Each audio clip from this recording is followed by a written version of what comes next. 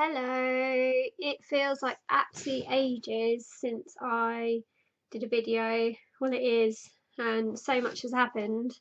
Um, obviously, as well, I mean, if you have been following my blog, you'd know a lot more what's been going on. But basically, I've been in hospital for the last 6-ish weeks, 2 weeks of which were in a secure unit.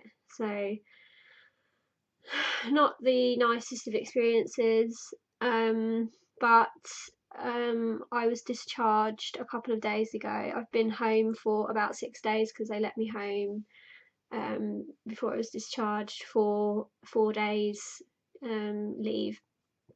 So I'm free, which is amazing. I was actually sectioned because of my actions. I was sectioned first of all in the street by a police officer, and I was sectioned, so that was a 136, the police section, but then I was sectioned again in hospital with section 2 due to my behaviour, and basically I had no idea what I was doing. I was really paranoid, and I thought that everybody was after me, and in the hospital I threatened some of the staff with a weapon of sorts, and that led to the police being called. I was held. I was sort of, talked to by the 3 police officers, and they actually held tasers out to me. So it was a pretty full-on situation that could have ended up in me being tasered, which is pretty extreme, really. So you can see how things have been lately. Anyway, I wasn't tasered. I calmed down, and they took me to segregation. However, in the middle of the night that evening, they woke me up and took me to a secure unit. Secure was in London, which is not that local to me, but there was no space in the local secure units apparently. So that was one of the worst experiences of my life, being in there. They take everything off you, like, obviously you don't have your phone, Kindle, you don't even have books to read, magazines, nothing. There's nothing to do. It's for people that are really ill, so you don't need stuff to do when you're really ill. And I was on one-to-one observations, so I had to be in sight at all times. There was a lot of very ill people there, and it was an experience. I don't know, I was very shocked by the whole thing, and from the minute I got there, my behaviour just snapped out. I stopped my threatening behaviour. It's almost like it shocked it out of me. And there was people being restrained all over the place, being really ill, and I was very well behaved, and I didn't get restrained or anything like that at any time. So I was still on section, and it was hard for me to tell how long they were going to keep me there, because they applied for me to go back to my main hospital because I was obviously not as ill as a lot of people there, so I didn't really need to be there. But it wasn't an instant thing to get back to my hospital. I had to wait for a bed, so there was a good week of just sitting and waiting for a bed to come up, and I had no idea when it was going to happen.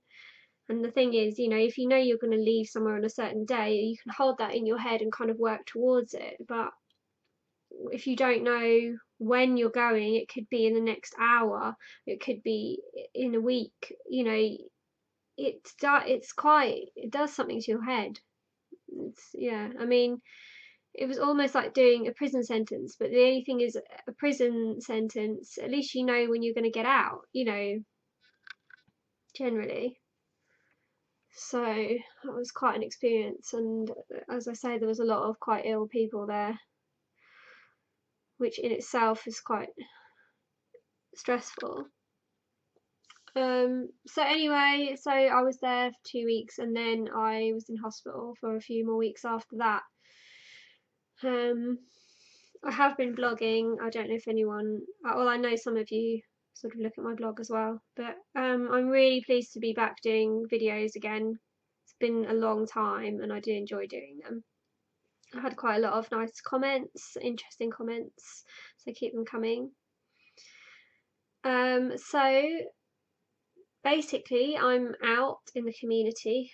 I now have a care coordinator, which in the UK you can get a care coordinator, so they're like your port of call in the community. If you have any problems you can speak to them, and they also try and sort things out for you, like housing, you know, any other services in the community you might need.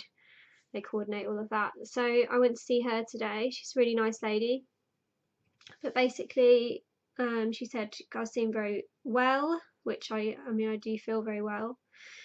So she said that I won't be needing you know, too much intervention. So I'm meeting her again in 2 weeks, and that's fine.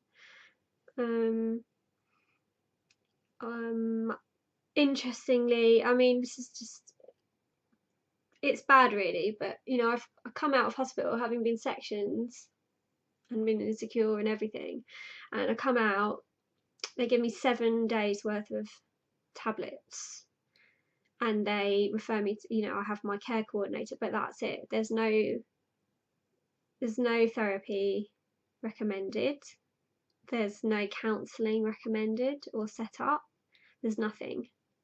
And so I actually had to ask her and say, you know, can I have some counselling of some sort? And you know, she said that they don't really do counselling. They have a psychologist that can talk through some stuff, which I will like to follow up.